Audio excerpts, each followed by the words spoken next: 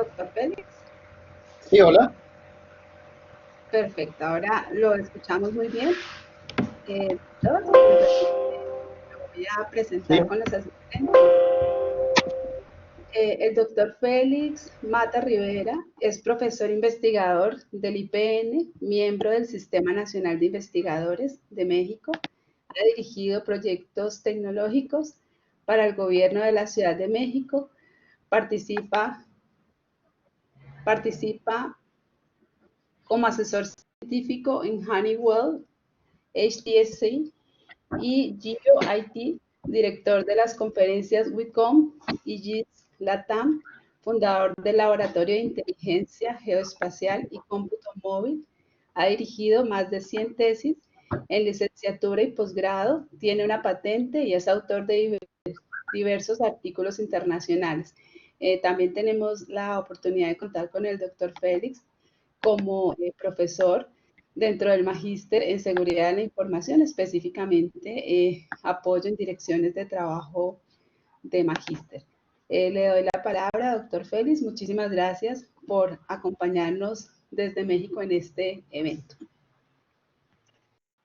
Hola, hola, ¿qué tal a todos? No, pues al contrario, muchas gracias a todos por la invitación. Es un gusto poder compartir con ustedes un poco de esta información, de lo que nos apasiona acá en el Laboratorio de Inteligencia Geoespacial.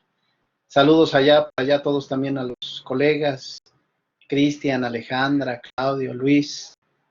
Tuve oportunidad también ya de estar allá con ustedes en Santiago, un país hermoso. Y bueno, pues espero que la charla les sea amena.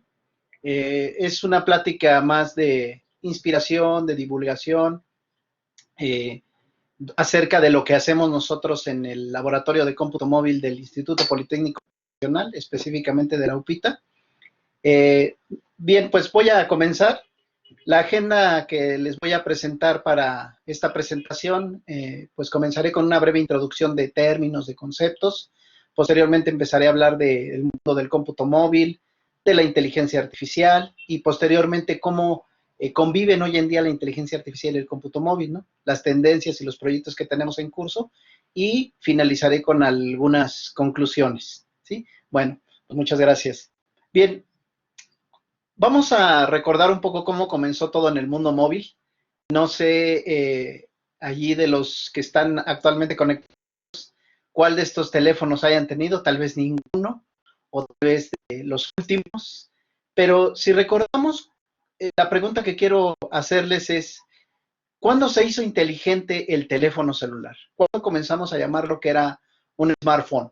Si nosotros recordamos esto, pues realmente a partir de la mitad de la era, digamos, de la cronología en el cómputo, de la telefonía celular, fue cuando empezamos a llamar lo que era inteligente. Desde entonces empezamos a llamar lo que era un smartphone, fue un término que se empezó a popularizar. ¿Qué buscaba en ese entonces en el móvil? ¿Y qué busco el día de hoy? Bueno, pues ahí pongo una imagen de uno de los primeros teléfonos que tenían cámara.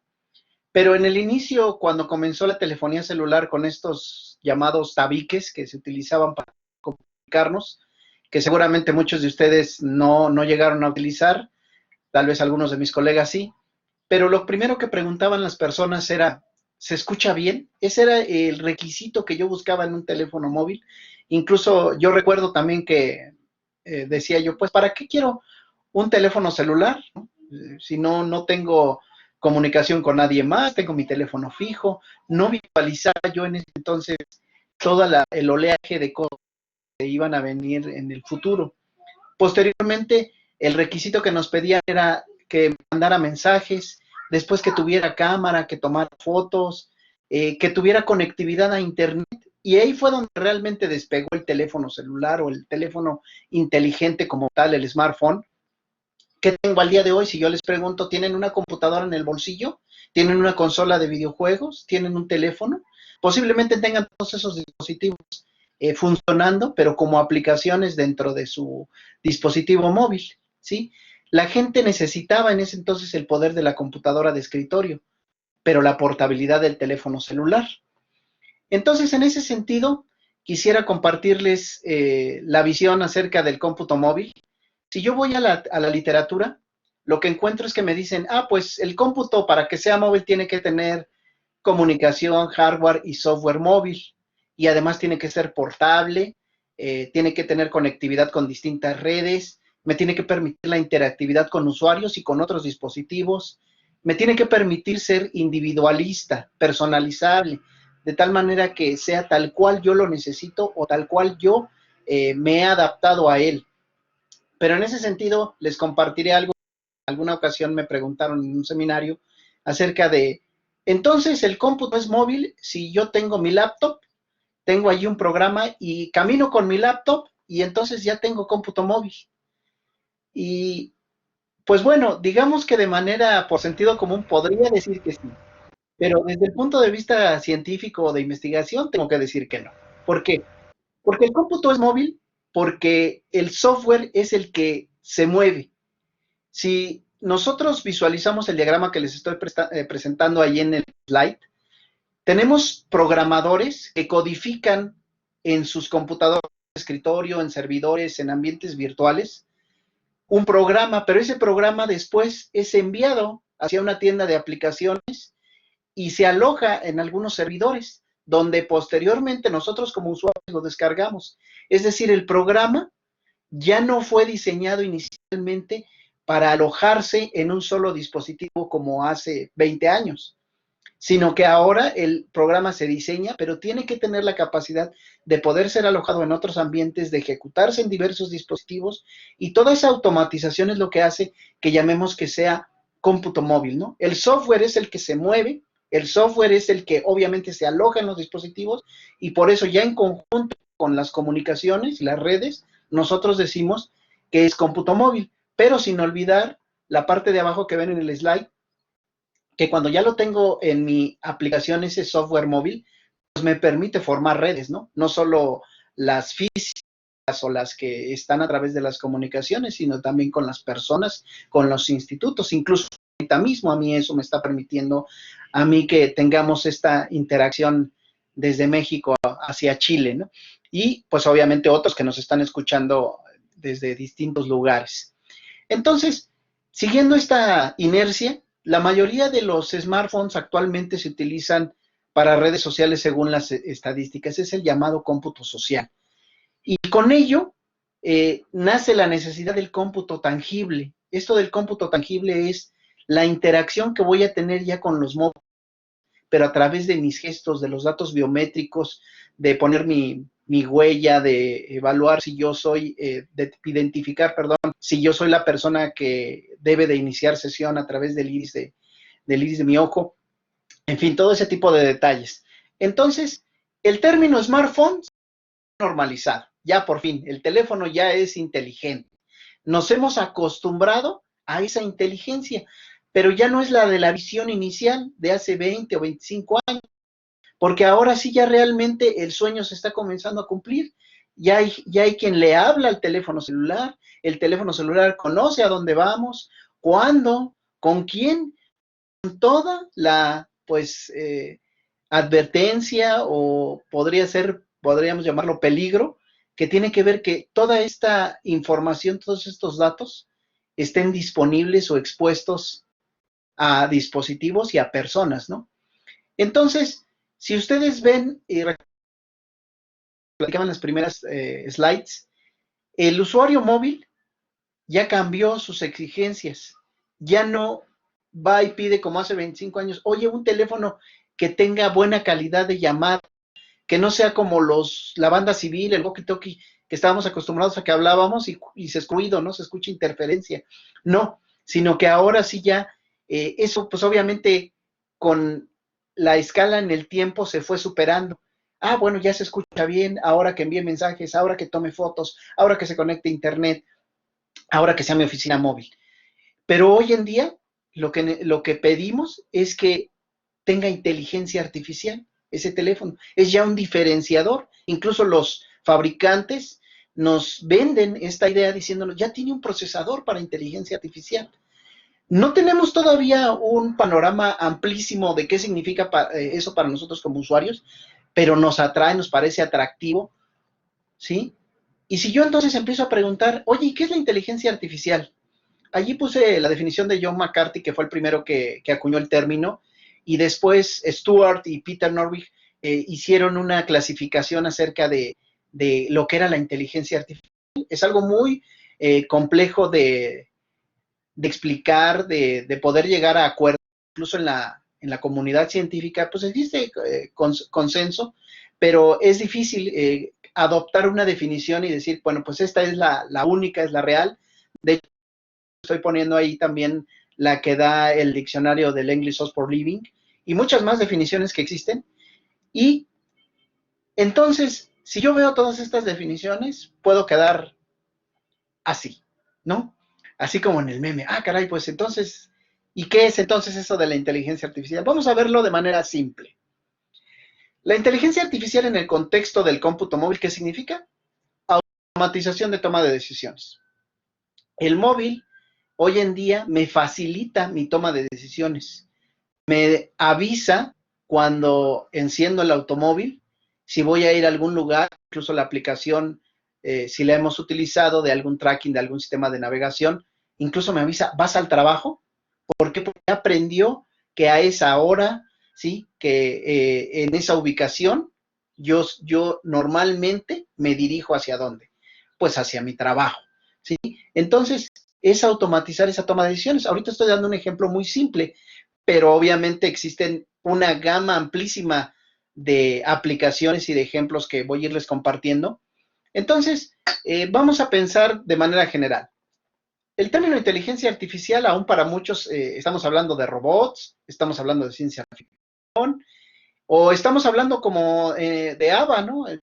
De las películas, o el proyecto de Ex Machina, donde es capaz de tener conciencia a ser humano, ABBA, ¿no? Y esa conciencia de ser como humana es uno de los mayores retos que tenemos hoy en el mundo científico y es lo que se trabaja actualmente en la inteligencia artificial. No estamos ahí todavía en llegar a tener una conciencia humana, pero la intención es ir un poco más allá de la conceptualización que tenemos hoy de que estamos hablando de un robot, ¿sí? Incluso ya lo vemos con los sistemas de automóviles autónomos, con muchas noticias que nos llegan acerca de lo que es la IA. Y bueno, en general la IA para nosotros aquí es poder resolver los problemas, realizar la tarea con esa cierta autonomía, utilizando diversos algoritmos y paradigmas del comportamiento. Entonces, si sigo esta inercia, vamos a pensar ahora que una de las claves para desarrollar esa conciencia radica en conocer patrones. No hablo únicamente de reconocer mi rostro o de identificar mi inicio de sesión a través de la cámara y que detecte si realmente yo o que el algoritmo de Facebook me autoetiquete o me sugiere etiquetarme porque dicen, ah, este es Miguel Félix. Y que uno de los retos, por ejemplo, es cuando envejecemos, ¿no? O cuando cambia mucho la fisonomía de las personas. Entonces, el reconocimiento de patrones es poder identificar qué indica esta expresión facial o este tono de voz, ¿no? En las aplicaciones móviles, la inteligencia artificial también utiliza este reconocimiento de patrones, pero no está obviamente al nivel de sofisticación que tenemos como conciencia humana. Les voy a mostrar algunos ejemplos cuando lleguemos a la parte de proyectos. Entonces, la IA se puede aplicar en una de sus líneas para el reconocimiento de patrones de datos, de palabras, de frases, de imágenes, ¿sí? Como les platicaba, si alguna vez en su teléfono les apareció algún mensaje al conectarlo vía Bluetooth y les pregunta hacia dónde van, cómo es que van allá, o les sugiere ciertas actividades que ustedes tradicionalmente o comúnmente llevan a cabo, es porque el móvil ha recopilado esos datos y con esos datos ya es capaz con un algoritmo machine o de clasificación o de reconocimiento de patrones poderles decir qué es lo que va a ocurrir a continuación, con algún margen de error, por supuesto. En general, la IA pues se utiliza para agrupar, para clasificar, para reconocer o para pronosticar. Estos 4 grupos son de manera general lo que aplica en el contexto del cómputo móvil. Entonces, ¿por qué la IA y el cómputo móvil viven hoy una comunión excelente? Bueno, pues el móvil es rico en datos. Si ustedes lo ven, son una pues generación, o somos una generación, que al utilizar el móvil generamos una gran cantidad de datos. El entorno del mundo móvil pues ha cambiado con el IoT, tiene que ser más adaptable y receptivo a su entorno, a las cosas, a la ciudad, ya no solo a las personas. Y una de las formas de lograr que se adapte, que sea receptivo, que reaccione, es precisamente a través de la inteligencia artificial. Obviamente aquí vienen otros retos. Al generar una gran cantidad de datos, pues tenemos que tener la certeza de que esos datos son tratados para los fines que nosotros queremos y que obviamente sean útiles para la humanidad y que no sean utilizados con otros fines, aunque ya sabemos que actualmente existen muchos retos precisamente por esa alta exposición a los datos. Y con ello, pues les pregunto, la inteligencia artificial para hacer todas estas tareas que les acabo de platicar en el móvil, pues necesita datos. La gran pregunta es, ¿ya los tenemos? ¿Tú sabes cuántos datos generas en tus aplicaciones que tienes instaladas en tu teléfono celular? Es más, con el simple hecho de encenderlo, ¿qué datos estás generando? ¿Quién los está usando? ¿Dónde se están almacenando? ¿Cómo se están utilizando?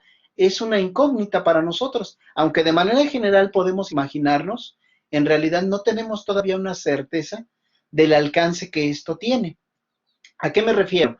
Bueno, pues básicamente aquí les muestro este icono que a muchos les ocasiona nerviosismo, hasta estrés. Yo he tenido colegas, alumnos, amigos, que de repente estamos en la sesión y un cargador, es que ya se va a acabar la batería y tengo 2% y necesito seguir conectado. Ya la dependencia o nuestro modus vivendus, tenemos que estar conectados y el hecho de que se acabe la batería del teléfono es una cosa grave. Incluso en el cómputo móvil desde que inició, pues es una tarea todavía, un reto grande. Hay un área totalmente dedicada a ello, que podamos tener la mayor cantidad de batería o tener algoritmos que mejoren la eficiencia del gasto energético que tienen las aplicaciones con respecto a la pila. Entonces la pregunta es, ¿qué hago con ese dato? ¿Cuál es su valor? ¿Para quién tiene valor? ¿Tiene valor para mí? ¿Tiene valor para los desarrolladores de apps? ¿Tiene valor para la gente de Apple, la gente de Google?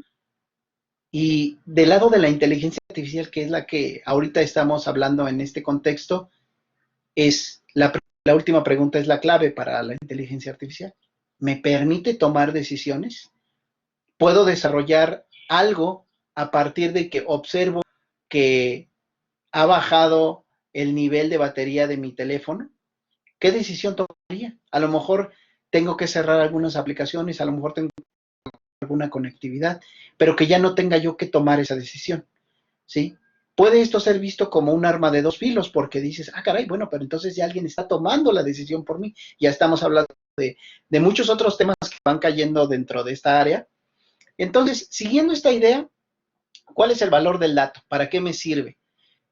Voy a traer a colación este ejemplo de Facebook que todos ya muy bien conocemos o es bien conocido, que es acerca de que Facebook, cuando nosotros nos registramos, su gran aportación en el mundo del enfoque de datos tiene que ver con que nosotros cuando iniciamos sesión o cuando vamos a acceder por primera vez a un sistema, tenemos que llenar estos formularios que siempre para la gran mayoría de las personas, donde me incluyo, es algo tedioso, no es algo agradable, no es algo que me entusiasme hacer y que obviamente para mí es más fácil cuando yo ya nada más tengo completado mis datos y le doy enviar. Pero Facebook, cuando automatizó precisamente llenar este formulario para que cuando yo tenga que usar otras aplicaciones, lo único que hace es compartir parte de esto. Ya sabemos todo el problema que hubo con Cambridge Analytics acerca de precisamente manejar no solamente esta información personal, sino la que se genera en mis interacciones con las redes sociales y que es obviamente un área de oportunidad en el área de ciberseguridad. Y entonces, el valor que tiene este dato es altísimo, porque al usuario móvil, ¿qué es lo que le gusta? No tener que invertir tiempo en estas tareas, sino la automatización de ellas, es decir, con un clic lo logro. Cosas que antes me tenían que llevar mucho tiempo o utilizar el teclado, ahora que las puedo hacer simplemente con un clic. Ese es el secreto que hay en el éxito de las apps o del mundo móvil, que las cosas las puedo hacer a través de un clic. Siguiendo esta tendencia, les pregunto, ¿cuál dato es importante en tu tesis, en tu empresa, en tu negocio, en tu modelo? Pongo esta imagen para precisamente visualizar en un automóvil.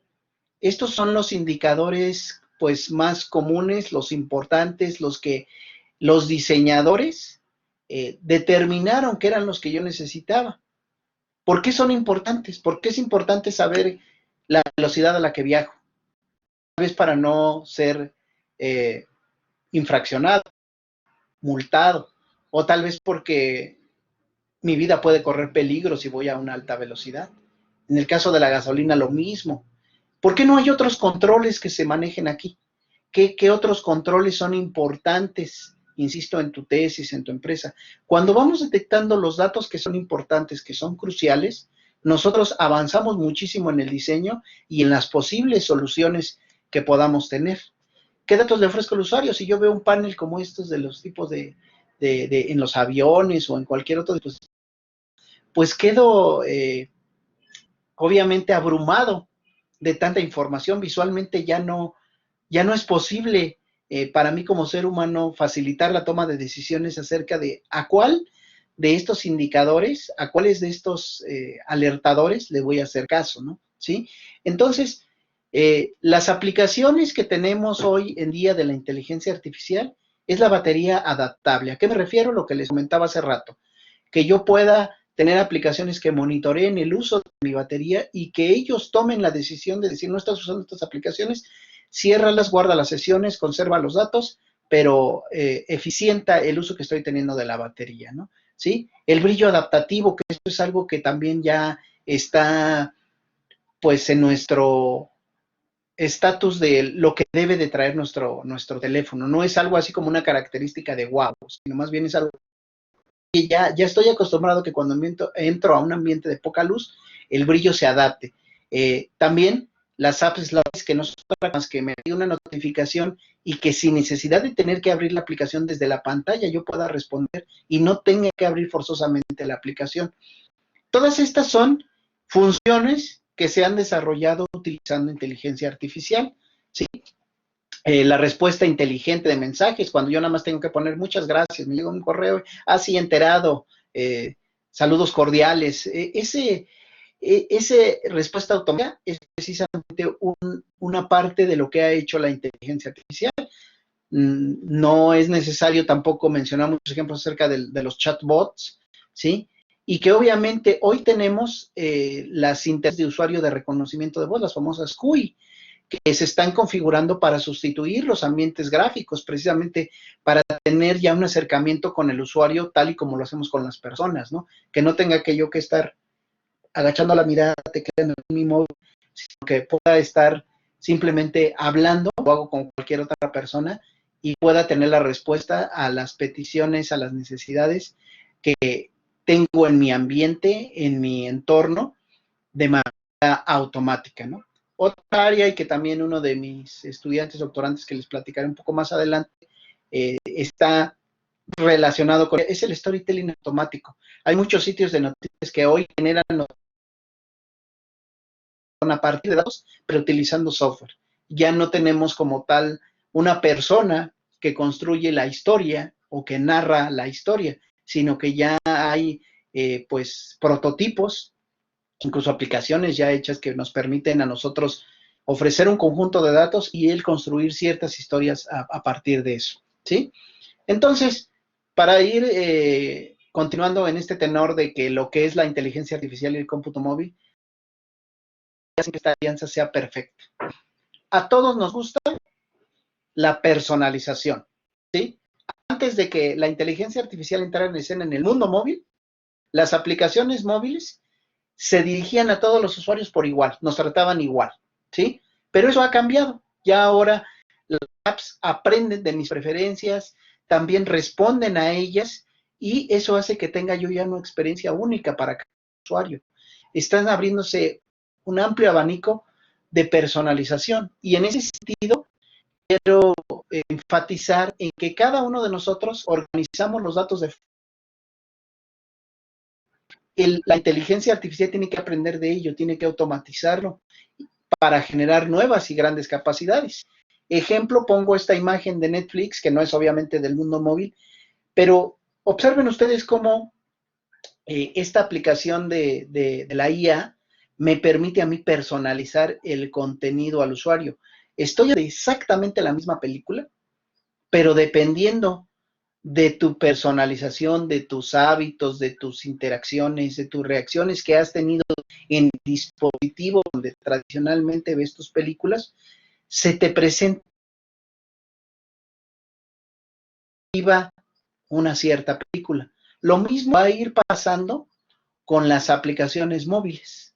Se van a ir personalizando de tal manera que nos resulten más atractivas y generemos, pues, obviamente, fidelidad y el negocio continúe, ¿no? Sí, por cierto, como nota adicional o como detalle curioso, este es uno de los ejemplos de lo que hoy se llama la transformación digital.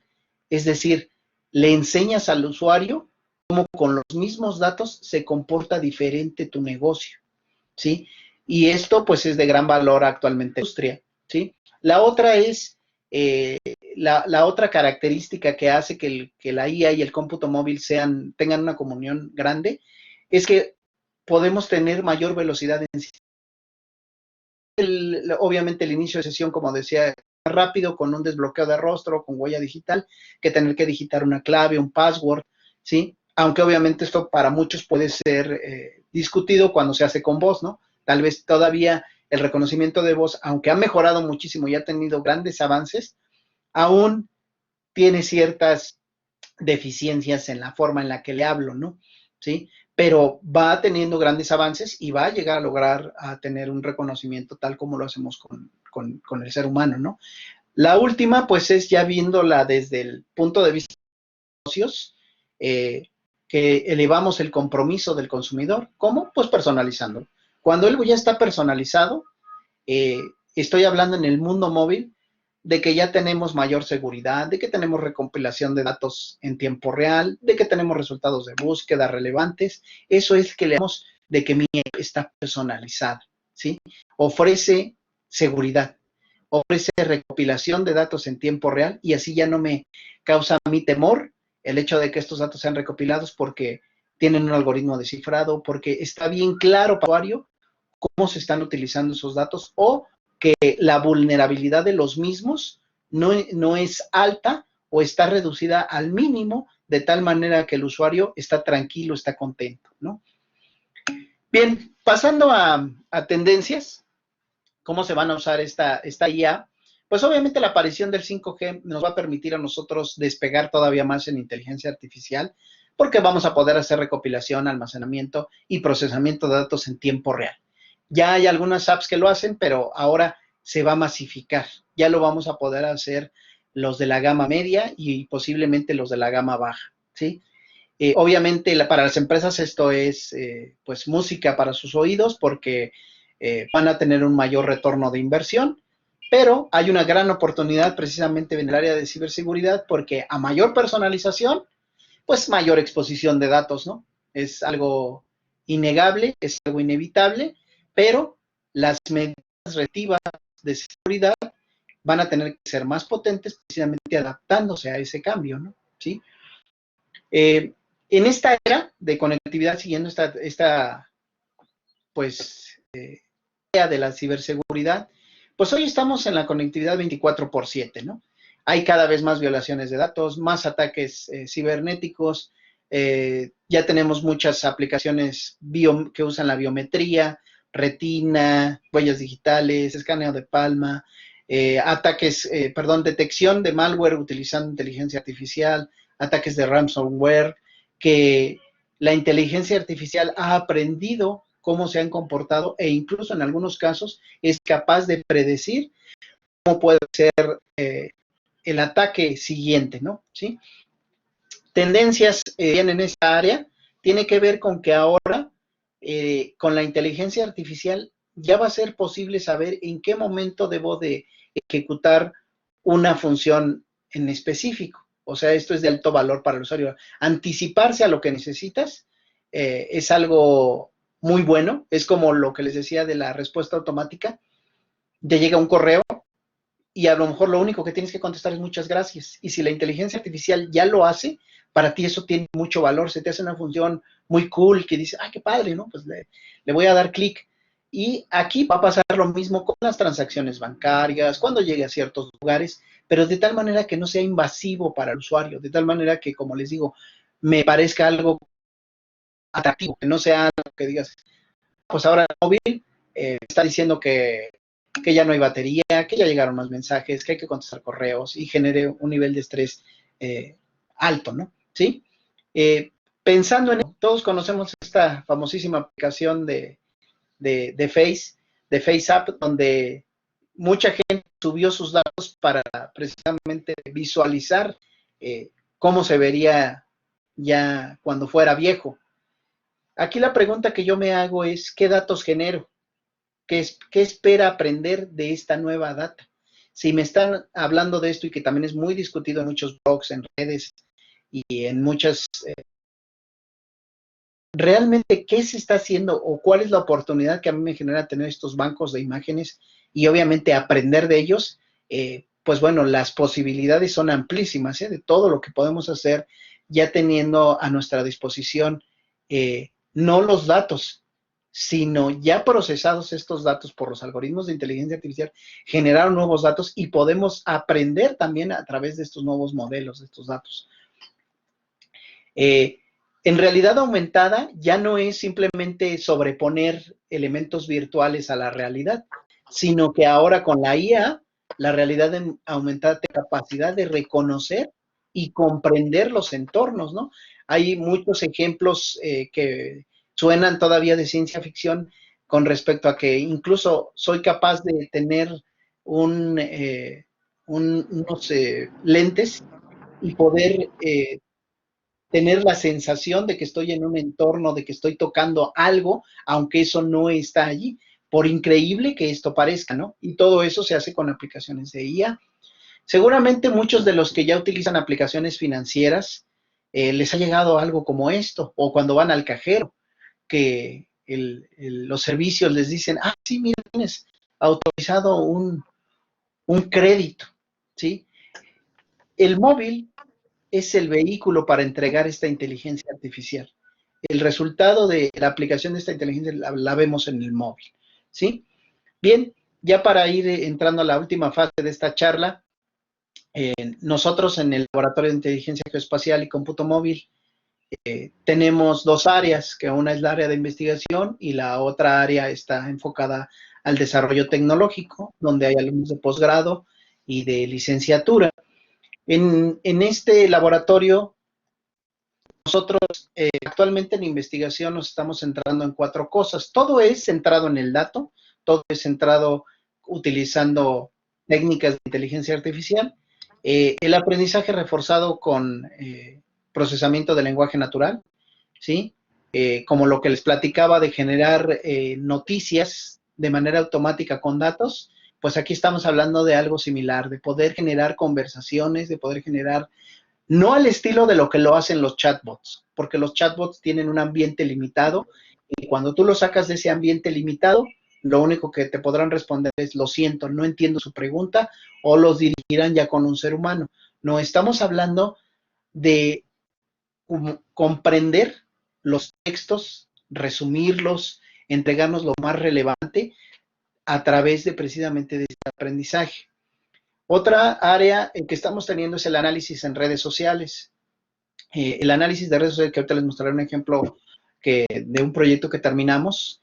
En este caso, lo que hacemos es precisamente no solamente analizar la data que está ahí, sino las interacciones y buscar áreas de oportunidad, ¿sí? Como es los ecosistemas laborales.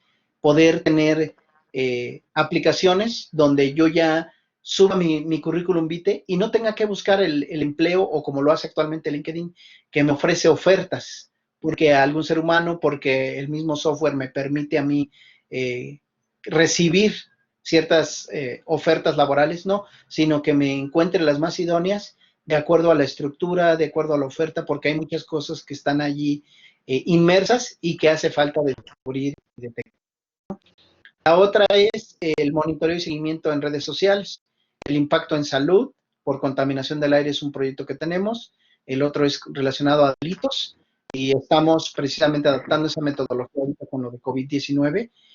Al final hablaré de esto. Y pues, arquitecturas para monitoreo y seguimiento de calidad del agua utilizando IoT, pero todo esto, insisto, centrado en los datos que generan estos. Bien, el primer ejemplo que les quiero mostrar de estos desarrollos es este sistema que desarrollamos, que lo que hace es ofrecerme rutas confiables y me hace el pronóstico delictivo para la Ciudad de México. ¿De qué estoy hablando?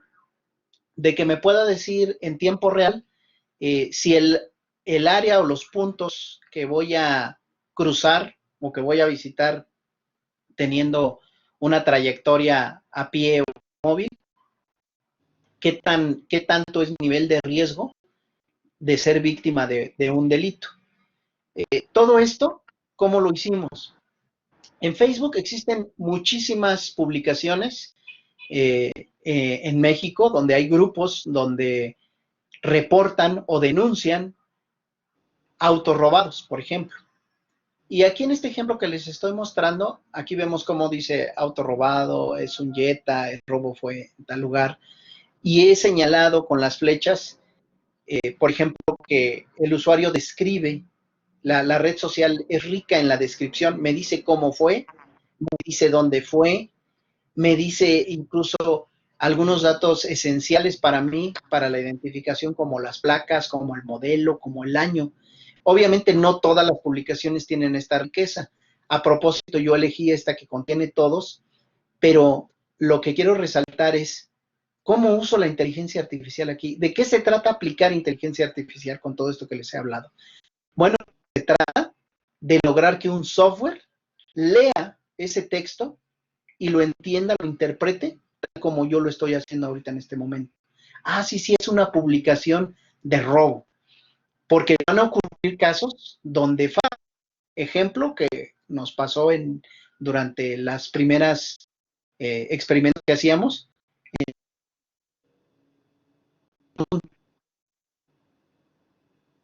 lo etiquetó como lo clasificó como un robo, pero obviamente ese tweet no era pues de un robo de casa o de negocio o de vehículo, ¿sí? Entonces, ¿cómo hacemos que esta inteligencia artificial sea capaz de comprender ese? De eso estamos hablando, ¿no? De que el software haga una tarea muy pequeñita que hace el ser humano, obviamente muy acotada. No estamos hablando de que comprenda textos o que yo le pase alguna novela, algún libro de literatura y sea capaz de comprenderlo, aunque posiblemente con el tiempo lo lograremos. Pero no, aquí enfocado nada más en robos, en publicaciones de redes sociales, ¿cómo puedo saber que ocurrió un gran delito?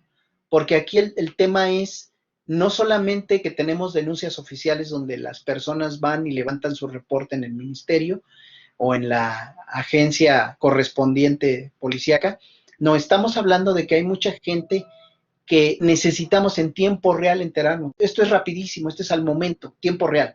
No tengo que esperar a que pasen 2, 3 horas, a que me lleve el policía o el encargado correspondiente hasta el lugar para que haga mi declaración, para que se llene un papeleo, para que se siga una tramitología. No, eso me quita a mí muchísima valor en el dato. Este dato es valioso en el momento que ocurre, después empieza a perder su valor, ya no es tan útil. Bien, lo que hacemos es utilizar un clasificador bayesiano, ¿sí? ¿Para qué? Para que sea capaz de leer este texto y decirme, oye, todo este texto que tienes aquí es robo de auto con violencia. Eso es lo que me permite hacer el clasificador bayesiano. ¿Por qué? Porque estoy utilizando ciertas palabras que ya identificamos, que cuando aparecen, nosotros decimos, mira, si tiene auto, si tiene robado, si tiene armado, entonces estás hablando de un robo de auto con violencia. He caracterizado el discurso de la persona o de las personas que publican o que denuncian un robo. Ya sé qué palabras caracterizan, cómo identifico, así como luego con las personas y que preguntas, oye, ¿él es Juan? Y no doy ninguna referencia. ¿Qué es lo que me vas a preguntar? A ver, dime, ¿es alto? ¿Es bajito? ¿Es gordito? ¿Es delgado? Y con esas características, tú vas teniendo una noción de si es o no es, una certeza de que, sí, sí es fulano. Aquí en el algoritmo pasa exactamente lo mismo, ¿sí? Y posteriormente utilizamos K-means para que una vez que ya tenemos estas clases de etiquetadas, que ya sabemos, sí, mira, este texto que acabo de comentar, que es robo de auto con violencia, entonces nosotros vemos cómo ahora utilizando K-means, que es agruparlos, saber a qué grupo pertenece esta denuncia, empiezo a encontrar algo, los hallazgos. Oye, mira, cuando hablan de robo con violencia, siempre dan normalmente el número de placa, normalmente es una camioneta, siempre hay una persona, nos dan el día, hay nombres de lugares. Y hallazgos interesantes es que nos ya caracterizamos cuándo ocurren esos robos, con cuántas personas se lleva a cabo, qué rango de edades tienen esas personas, en qué lugares normalmente lo hacen. Es decir, hemos descubierto el modus operandi, pero a través del análisis en redes sociales utilizando inteligencia artificial. Por ejemplo, aquí les muestro algunos de los resultados. La palabra que a mí ya me permite identificar que una publicación es de robo es la placa. Cuando una persona en México, en los grupos que analizamos, publica la placa de su vehículo, tenemos casi un 80-90% de certeza de que está hablando de un robo, ¿sí? Y es interesante que nos permita reusarlo más adelante, es un dato con un alto valor, ¿sí? Otro ejemplo es la distribución geográfica del crimen, la caracterización de esta. El robo de auto no ocurre a una distancia no mayor a 500 metros de una avenida principal, donde la velocidad permitida es de 60 a 80 kilómetros por hora, ¿sí? Otro impacto que tiene saber que ahí ocurre el robo de auto o que encontramos una correlación es que en esas circunstancias se depreció el valor de la casa habitación. Obviamente las áreas rojas que ven ahí, pues son obviamente las zonas donde han ocurrido un mayor número de robos, ¿sí? Otra cosa es poder utilizar aplicaciones de inteligencia artificial con redes neuronales para caracterizar el delito. Esto lo que hicimos fue generar la caracterización geográfica de algún punto.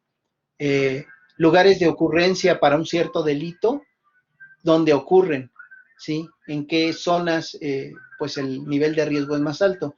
Y esta misma idea es la que vamos a aplicar o que estamos aplicando. No puedo dar ahorita más detalles, estamos ya en el proceso de la publicación de estos resultados, pero no es otra cosa más que la imagen que están viendo ustedes aquí es una ruta donde nosotros pusimos desde la Upita, ¿sí? Hasta la zona sur de la Ciudad de México. Upita está en el norte de la Ciudad de México, y que es donde está nuestro laboratorio, y llega hasta el sur de la Ciudad de México, donde por ahí transita las rutas de transporte público.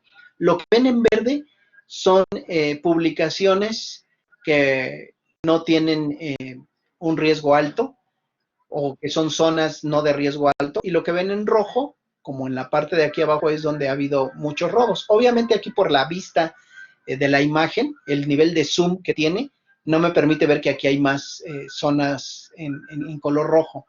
Pero lo que queremos hacer o lo que estamos expresando ahí en esta aplicación es que yo te pueda decir que por el trayecto que tienes, cuál es tu nivel de riesgo por la exposición que tienes al COVID, obviamente utilizando los datos que están reportados oficialmente, y que en ese sentido, utilizando ciertos algoritmos de inteligencia artificial, va a ser posible estimar precisamente ese nivel de riesgo al que estás expuesto, y son herramientas que facilitan la toma de decisiones. No herramientas para solucionar el problema, pero sí son herramientas que me facilitan la toma de decisiones de política pública, ¿no?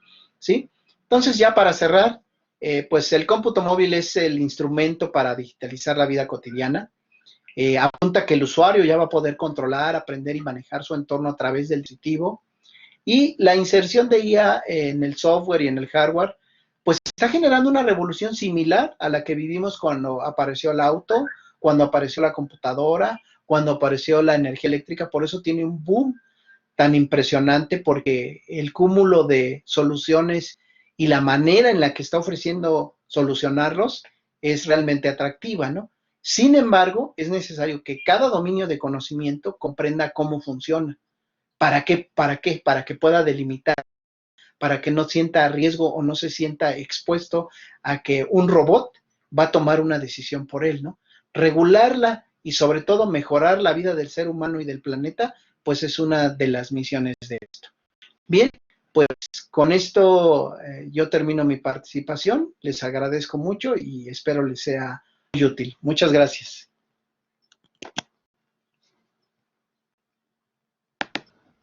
Muchas gracias, doctor Félix, por tan interesante presentación.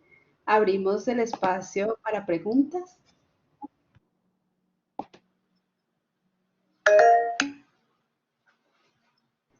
Adelante, doctora Clara, tiene la palabra.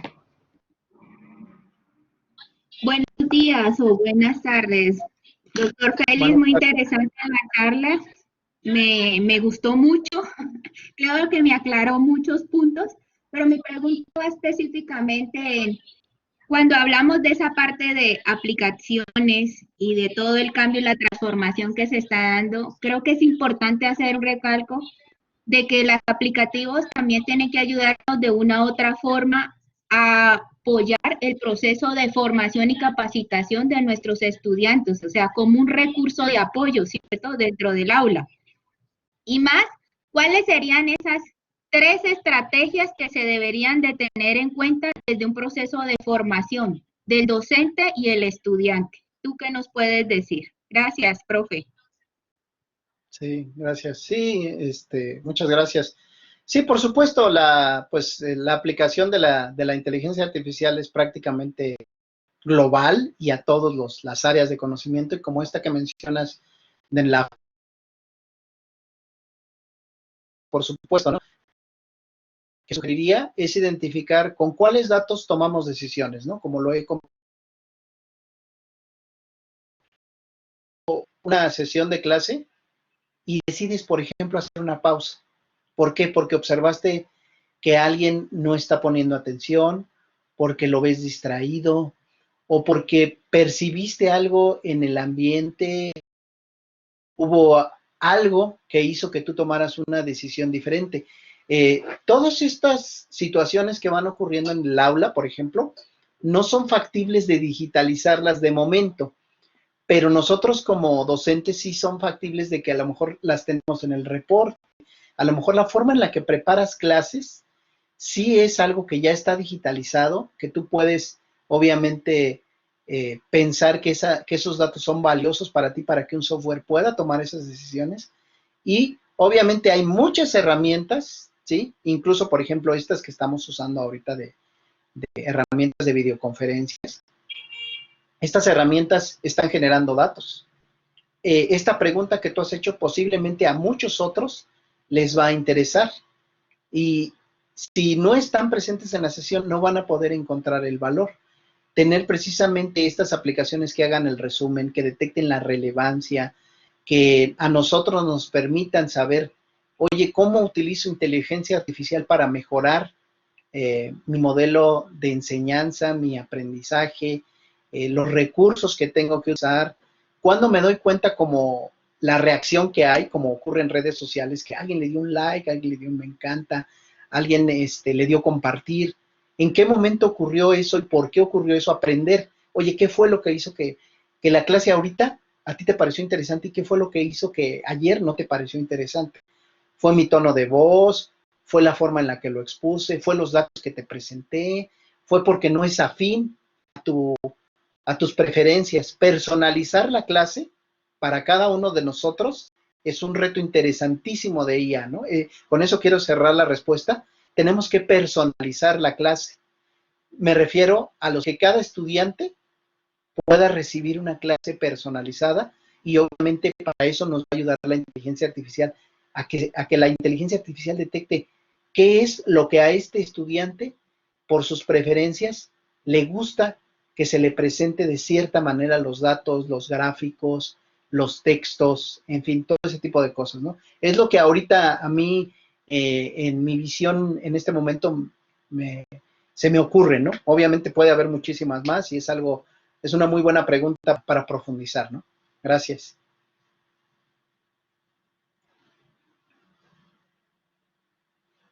Sí. No sé si voy leyendo los del chat, Sí, doctor Félix, si es tan amable en el chat, también tiene unas preguntas y sí, nos apoya a responderlas, por favor. sí. Me preguntan, ¿qué opinión tengo sobre el hecho de que la Ley de Acceso a la Información Pública ampare al tercero, entendiendo como titular de los datos, para negarse a entregar información siempre y cuando éste cumpla su derecho de oposición simplemente en tiempo informa por escrito, sin mencionar en ella expresamente las causales de reserva? Bueno, obviamente, pues es todo un tema de discusión, pues como ocurre, por ejemplo, con los autos autónomos, que nosotros le demos la capacidad de tomar decisiones a un software, siempre va a ser un dilema ético. En este caso, yo estaría a favor de que las personas decidan qué compartir y qué no compartir. Ahora, las personas ya comprendan cómo se usa esos datos, cómo son procesados y para qué son usados, no solamente que haya un documento que dice los datos van a ser utilizados única y exclusivamente para tal cosa. Necesitamos que de manera general se comprenda bien cómo funcionan estos algoritmos de inteligencia artificial de manera muy simple. ¿Para qué? Para que yo tome la decisión de si puedo compartirlo o no compartirlo. Porque actualmente, como ya dije, en el móvil, en todos los dispositivos de cómputo, generamos muchos datos y esos datos no tenemos control sobre ello. Entonces, regularlos, por supuesto, es algo súper necesario. Ignoro específicamente en Chile cómo es, pero en México estamos muy, muy atrasados en derecho digital, estamos muy atrasados en muchas cuestiones. Incluso les podría decir que si, por ejemplo, vieron cuando precisamente Zuckerberg de Facebook fue citado a comparecer allí por las leyes norteamericanas, incluso ahí mismo percibí que el área de leyes no comprendía muy bien ni siquiera cómo funcionaban las aplicaciones de mensajería, porque hicieron observación como de, usted envió un correo por WhatsApp, ¿no? Y los que estamos en el mundo de tecnologías de información, pues sí nos quedamos con cara de, ¿cómo? ¿Cómo va a enviar un correo por WhatsApp, no? Fue una pregunta que alguien le hizo ahí a Mark Zuckerberg. Entonces sí, por supuesto, este es un área de oportunidad, definitivamente, que una persona comprenda de y que comprenda obviamente de inteligencia artificial y pues bueno, será genial porque sus aportaciones serán grandiosas y podremos resolver precisamente estas inquietudes que son válidas y que deben de resolverse, ¿no? ¿Sí? Espero haber respondido. Nos dicen aquí, por ejemplo, si uno contrata servicios con el Estado, toda la información es pública. Esto incluye información económica, cuánto vale el contrato, cuánto se le ha pagado y cuánto. Eso no se contrapone con la seguridad de la información. En algunos casos no son empresas, sino personas naturales. Sí, por supuesto, por eso los avisos de privacidad, por eso, siguiendo el tenor de la pregunta anterior, se requiere avanzar. La inteligencia artificial ha avanzado kilómetros y posiblemente, o desde mi percepción, muy humilde percepción, el área de leyes, pues ha dado tal vez centímetros o metros. Entonces, se requiere precisamente que los especialistas de esas áreas o que las nuevas generaciones que están ahorita formándose se interesen por ambas áreas para que pueda resolverse en estas cuestiones, ¿no? Porque sí, como mencionas, pues la información es pública, ¿no? Y decir esta información que es sensible debe de quedar protegida y resguardada para que nada más sea, pues obviamente usada y procesada por quien debe de hacerlo, ¿no? Como lo hemos hecho, pues antes de que la inteligencia artificial se aplicara en contextos móviles, ¿no? ¿Sí? Muy bien. ¿Sí me escuchan?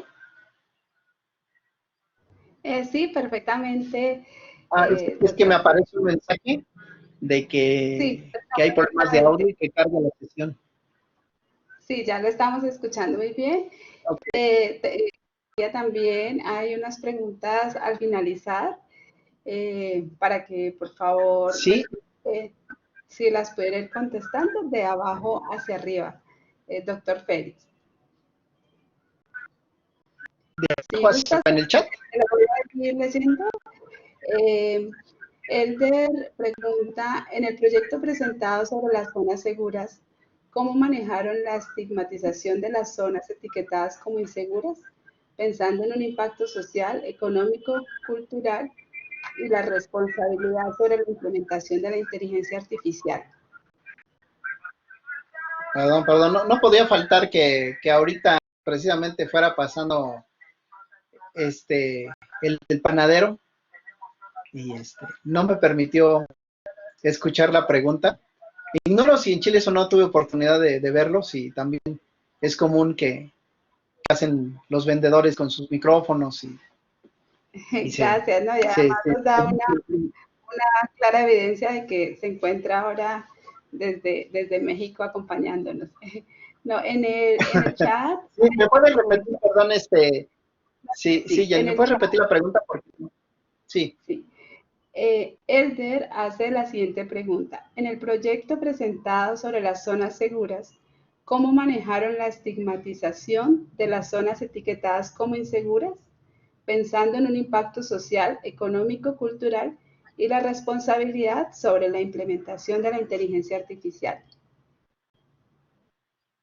Sí, es una muy buena pregunta. De hecho, precisamente esa estigmatización, este proyecto tal vez no lo precise, el proyecto no fue desarrollado para uso público, fue desarrollado para uso gubernamental. Obviamente, no se espera que las personas visualicen que esas zonas son inseguras, que él pueda ver que toda esa zona está reportada como insegura, porque obviamente pues eso ya es parte del Estado, manejar ese tipo de información. Yo en la presentación lo que les presenté son imágenes editadas, nada más para contextualizar lo que se hizo.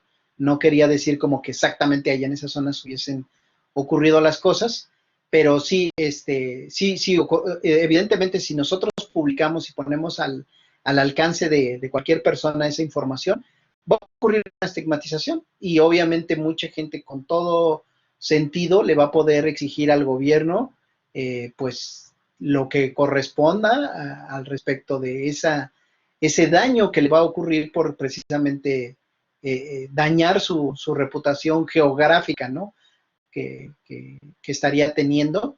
Y obviamente, pues, para las personas, lo único que se les mostraría, el proyecto se entregó al gobierno, no tengo hasta el momento, se entregó el año pasado, no tengo hasta el momento noticia de cómo lo estén utilizando. Fue un proyecto que ganamos en una convocatoria de proyectos de investigación con alianza con el gobierno. Y bueno, pues esa sería mi respuesta.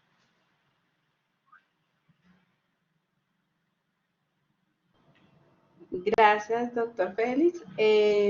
También hay otras preguntas en el chat. Está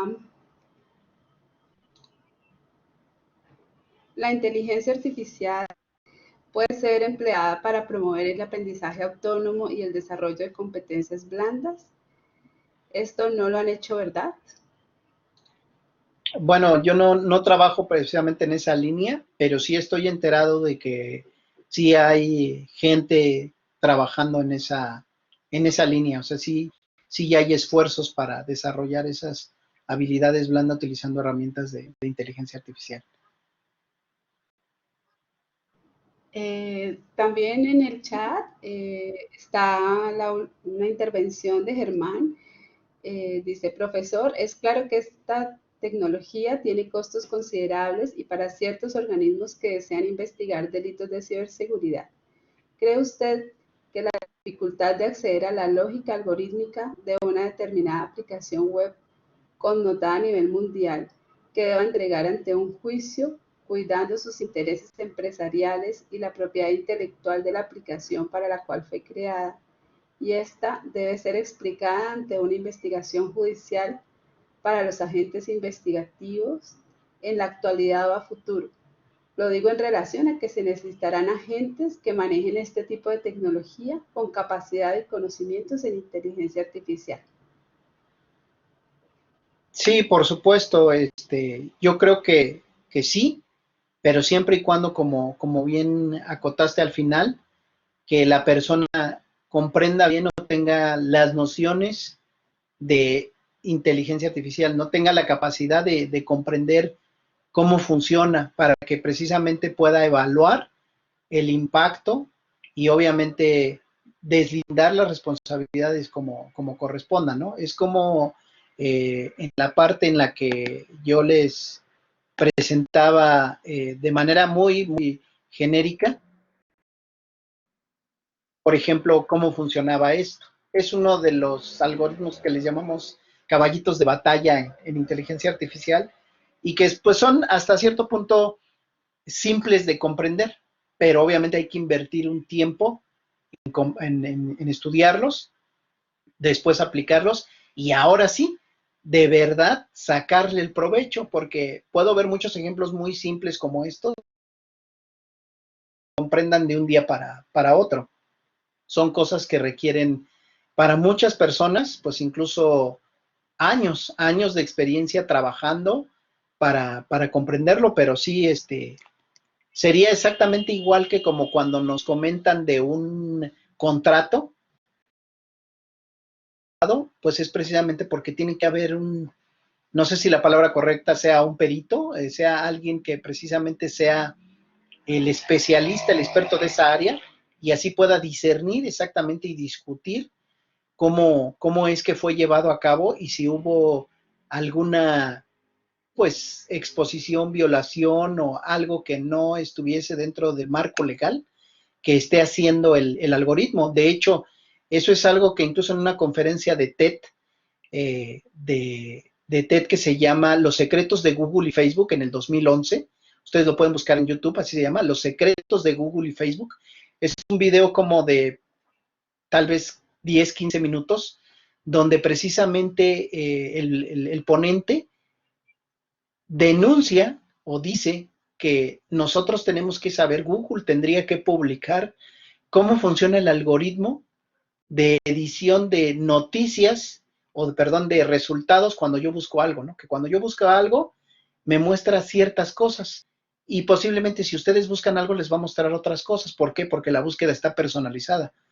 Que si no está claro cómo funciona ese algoritmo, entonces nosotros estamos, pues obviamente, en desventaja, ¿no?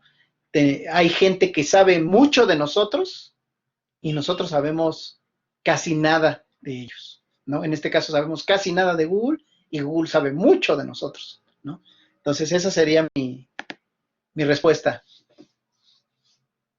Gracias, doctor Félix. También le hacen una pregunta Diana Carolina Urbano desde Colombia. Buenos días, interesante la presentación del doctor Félix. Quería me compartiera si ha tenido experiencias con el aprendizaje móvil en ciencias de salud, específicamente casos clínicos. Bueno, actualmente nosotros estamos haciendo 2 proyectos relacionados con salud, utilizando wearables, pero no llegamos a la parte clínica. Nosotros nada más estamos trabajando a nivel de datos, por ejemplo, con lo de contaminación del aire. Ya identificamos, aquí en México, como saben, tenemos un problema grave de contaminación del aire. Hay muchísimos esfuerzos que se han hecho al respecto. pero por ejemplo, data pudimos reunir los 30 años de contaminación. Uno de los doctorantes, esa es su tesis, reunió los 30 años de los reportes de contaminación del aire y pudo hacer un mapa de cómo se fue comportando la contaminación geográficamente, y utilizando los datos de salud que están publicados por el gobierno, lo que hicimos fue hacer un cruce entre ellos para determinar si la gente, por ejemplo, que padece enfermedades respiratorias o que lamentablemente ha fallecido por una enfermedad respiratoria, vivía o era atendida en zonas donde había altos índices de contaminación del aire, ¿no?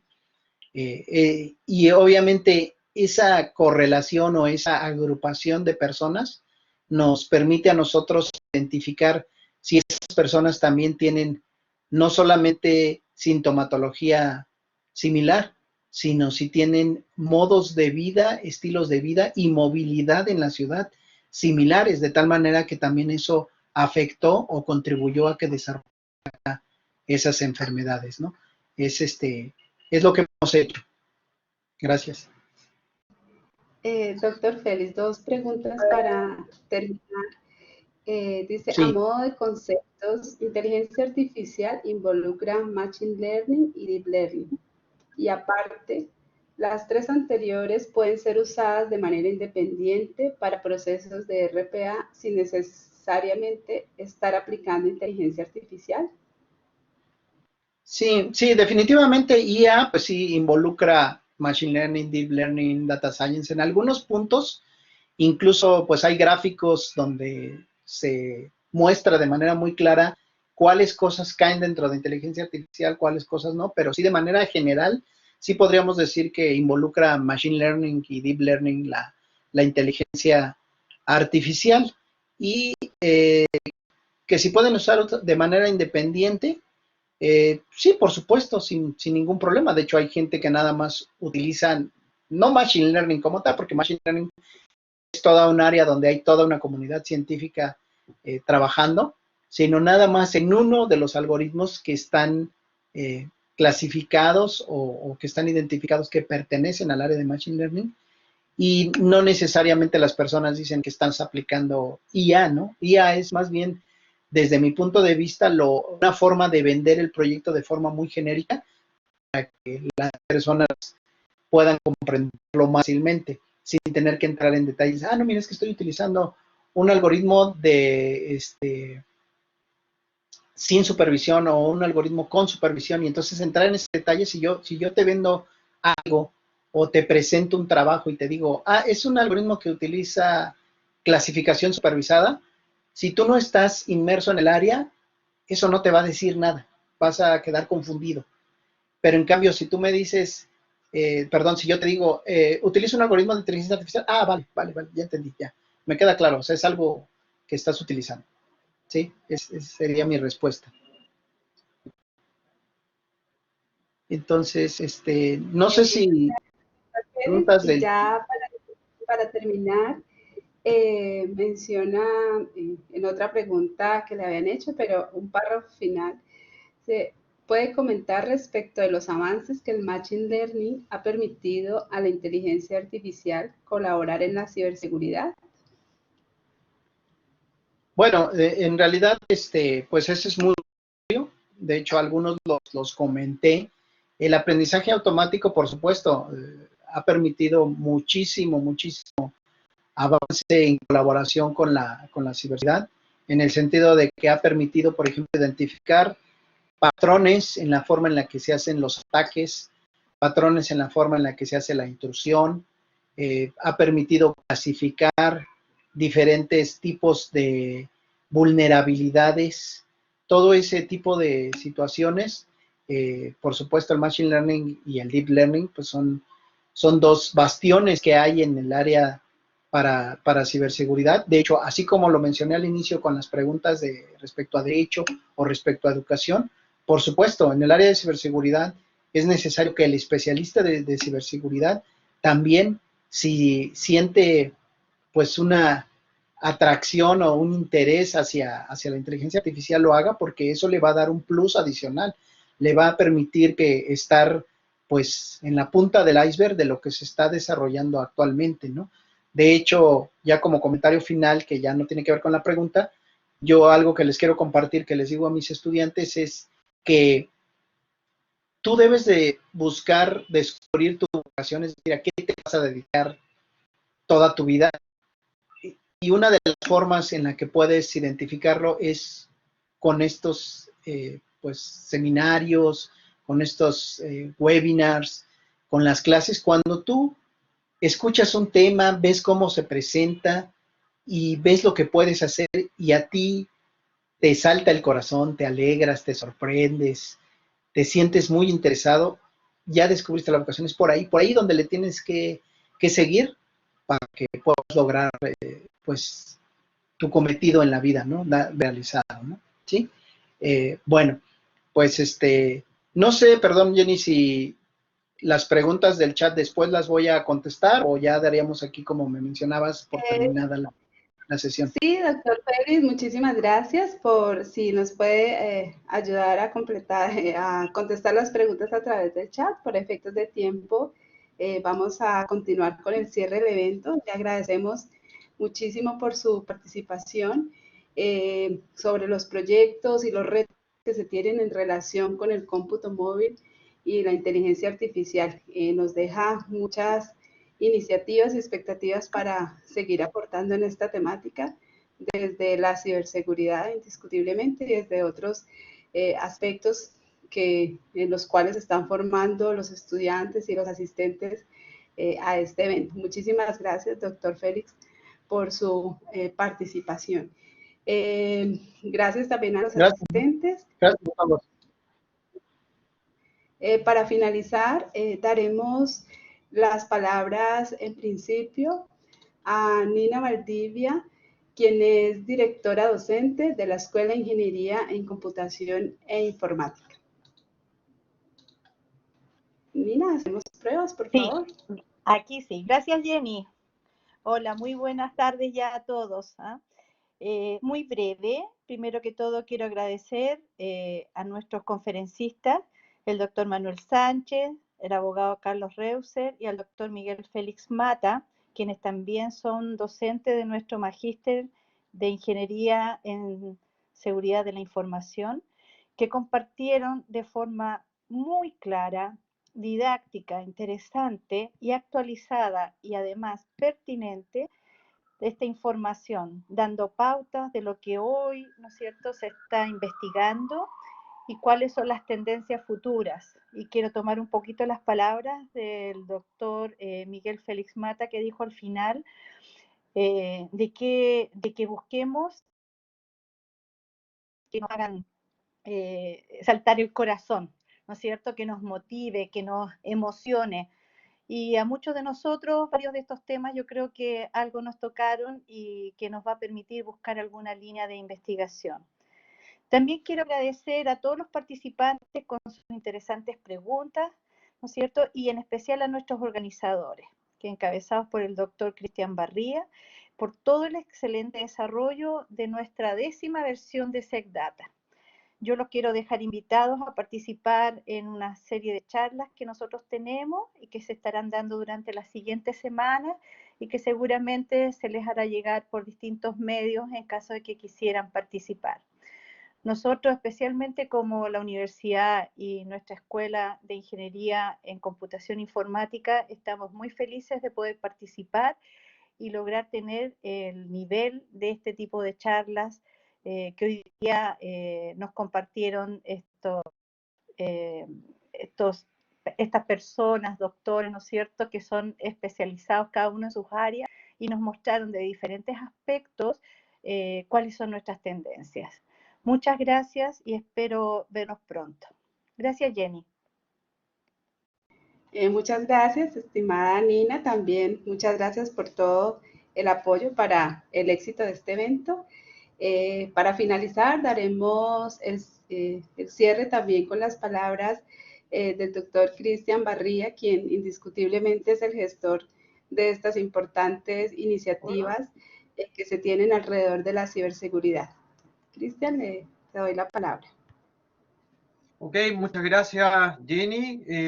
Y bueno, seguir dando las gracias a todos los expositores que año a año nos han apoyado, especialmente en la jornada del día de hoy, a Manuel, a Félix y al doctor Carlos Reuser también, que junto a él somos parte, digamos, de los que gestamos esto, pero sin duda nosotros hemos sido parte de la cara visible, pero tras bambalinas siempre hay mucha gente que nos apoya, gente del Centro de Investigación en Ciberseguridad, que en esta oportunidad nos ha acompañado Saúl, Lorena, Jenny, Nina, y bueno, y no quiero dejar a nadie afuera en realidad, pero digamos todo el Centro de Investigación somos un equipo y la Escuela en Computación e Informática. Así que, bueno, quedan invitados para el próximo año, para el evento SetData, versión .11, y les seguimos enviando las invitaciones para nuestros ciclos de ingeniería, que ya saben, cada 15 días, los días viernes, nos encontramos en la mañana.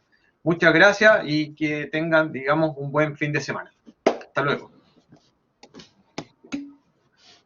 Muchas gracias, doctor Cristian. Con esto damos por terminado el evento y los esperamos en la versión SecData 11.0. Muchas gracias.